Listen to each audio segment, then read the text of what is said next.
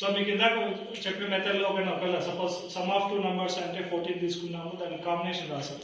So అట్లా కాకుండా డైరెక్ట్గా చెప్పమన్నప్పుడు ఏం చేయాలంటే suppose what is the sum value 14, what is the difference value 10. So రెండింటిని ఫస్ట్ ఏం చేయాలంటే అడిషన్ చేయాలి. సమ్ అంటే అడిషన్ చేయాలి. 14 + 10 ఎంత 24.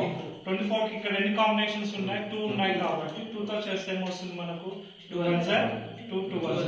అప్పుడు ఏమొస్తుంది, ఒక నంబర్ 12 అయితే 10 రావాలంటే ఏం చేయాలా, 12 అంటే 10 పోతే సో 2 వస్తుంది మనకు. సో ఫస్ట్ నెంబర్ ఏమవుతుంది ఇక్కడ మనకు 12 అయితే సెకండ్ నెంబర్ ఏమొస్తుంది మనకు, లేదు మీకు సెకండ్ నెంబర్ రావాలనుకోండి, ఫస్ట్ నెంబర్ 12 వచ్చింది, సెకండ్ నెంబర్ రావాలంటే ఏం చేయాలంటే అదే సమ్ ఈక్వల్స్ టు ఏమొస్తుంది 14, అదే డిఫరెన్స్ చేయాలంటే ఏమొస్తుంది మనకు 10. ఇక్కడ మనం ఏం చేసాము, ప్లస్ చేసామని చెప్పాము. ఇప్పుడు అదే ఇక్కడ ఏమైతే మైనస్ చేయాలి.